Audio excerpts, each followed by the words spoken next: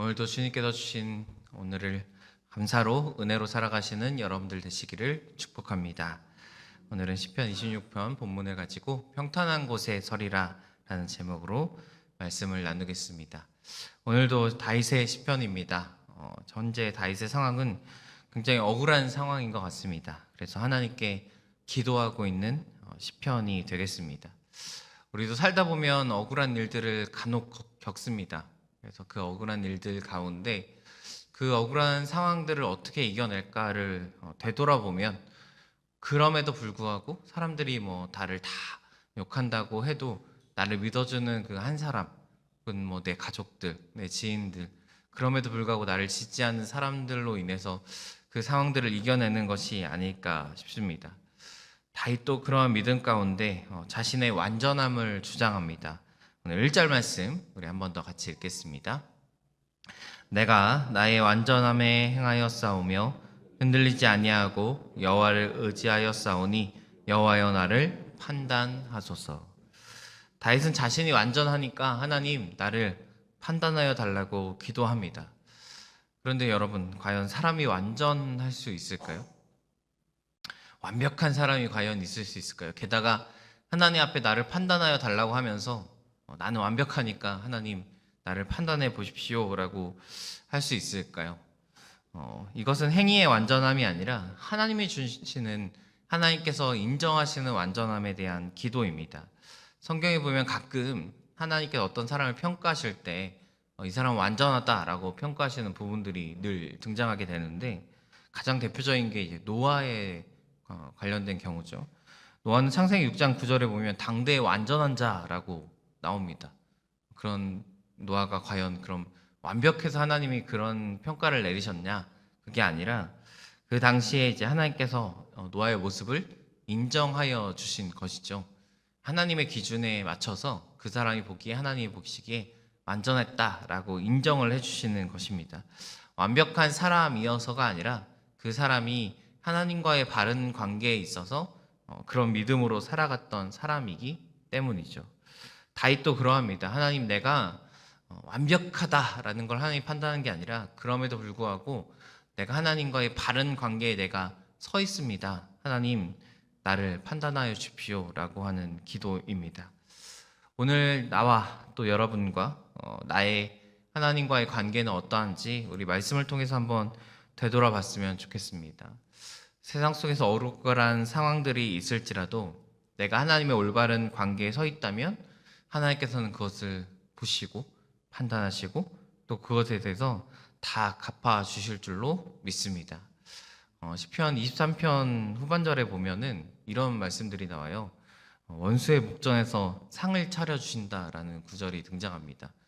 상을 차려주시는데 쉽게 생각하면 우리에게 밥상을, 아주 맛있는 호화스러운 뷔페를 깔아주시는데 하필 원수의 목전에서 그걸 베풀어 주신다고 하는 거예요. 억울하고 내가 답답한 상황들이 있는데 하나님이 나중에 갚아주실 때는 아주 보란듯이 그 원수들의 앞에서 갚아주신다라는 내용이 등장합니다. 우리가 이런 마음 가운데, 이런 믿음 가운데 오늘도 우리가 주 앞에 나아가야 할 줄로 믿습니다. 다윗은 하나님께 자신의 결백을 주장하고 있는 것이죠. 1절은 판단하소서라는 말이 등장하고요. 2절에는 나를 살피소서라는 말로 하나님, 나를 하나님께서 재판하여 주십시오.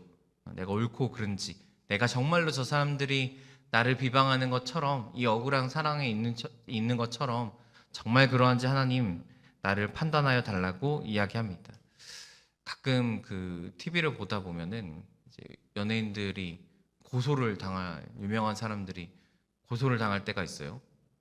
그럼 기자들이 몰려가잖아요. 저 사람이 이제 법원에 재판받으러 온다 해갖고 막 올라가 사진을 막 찍어서 인터넷에 재판받으러 온 연예인의 사진이 올라옵니다.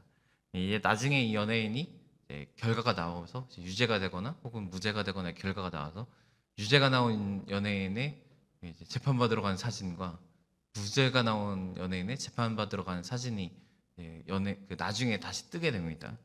잘 보면 자신은 진짜 무죄예요. 정말 억울하게 지금 재판에 온 사람은 굉장히 당당하게 그 포토라인에 서더라고요. 근데 이제 억울한 표정은 지어야겠고, 근데 속에 지금 나 이제 제가 걸렸구나 하는 사람들의 표정을 보면 이미 울상이에요. 이제 내가 여길 지나가면 이제 죄가 나한테 드러나게 되는구나라는 그런 모습들이 뻔히 보이더라고요. 저는 지금 오늘 다윗의 시편을 읽으면서 당당한 게 그 기자들 앞에 선 사람의 얼굴이 좀 느껴졌습니다. 다윗은 지금 하나님 앞에도 당당한 거잖아요. 아무리 사람들이 고발하고 한다 할지라도 다윗이 이렇게 당당할 수 있는 이유는 그의 삶이 증거가 되기 때문입니다. 하지 않은 것과 행한 것이 있는데 먼저 하지 않은 것을 좀 살펴보겠습니다. 4절과 5절 말씀 함께 읽겠습니다. 허망한 사람과 같이 앉지 아니하였사오니 간사한 자와 동행하지도 아니하리이다. 내가 행악자의 집회를 미워하오니 악한 자와 같이 앉지 아니하리이다. 마치 시편 1편의 말씀을 좀 떠올리게 하는 구절인데 쉽게 생각하면 악한 자의 근처도 가지 않았다 라는 고백을 하고 있는 거죠. 내가 적당히 타협하지 않았다, 혹은 내가 바라는 봤는데 그곳에 가지 않았습니다, 이 정도의 고백이 아니라 나는 거기에 근처도 가지 않았다, 그들과 어울리지도 않았다, 완벽하게 구별되어서 하나님 앞에 고백하고 있습니다. 반대로 행한 것도 있습니다. 우리 8절 말씀 읽겠습니다. 여호와여, 내가 주께서 계신 집과 주의 영광이 머무는 곳을 사랑하오니. 다윗은 어디에 머물렀냐면 하나님이 계신 곳, 주의 영광이 머문 곳에 내가 있었다라고 고백합니다.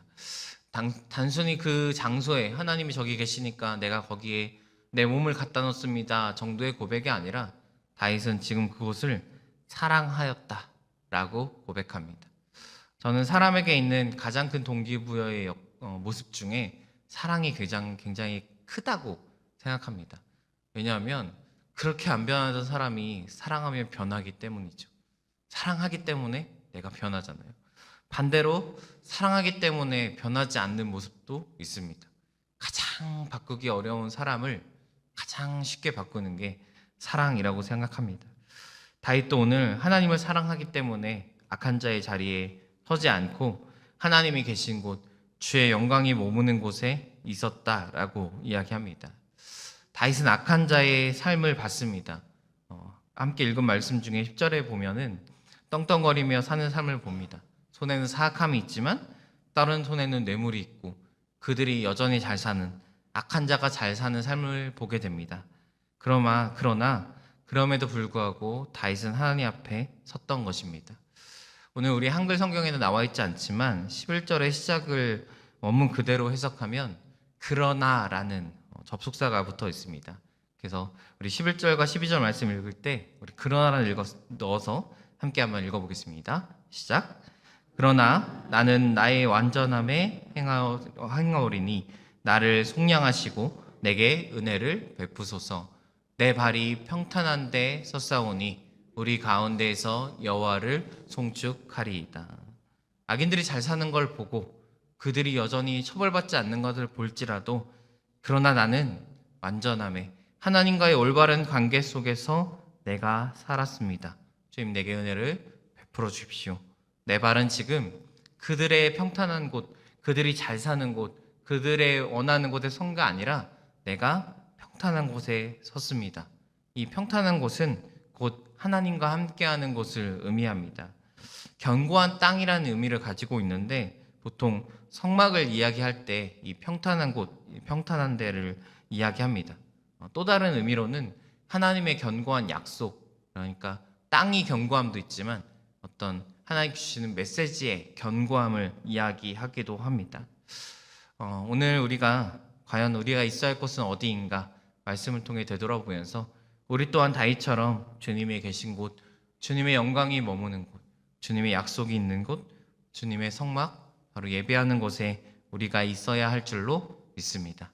아무리 세상에 악한 것이 득세할지라도 우리가 하나님 앞에 올바로 서서 결국엔 하나님께서 판단하시고 결국엔 하나님께서 그 판단대로 갚으실 것을 믿으면서 오늘도 주님 계신 곳에 머무를 수 있는 우리가 되어지기를 축복합니다. 기도하겠습니다.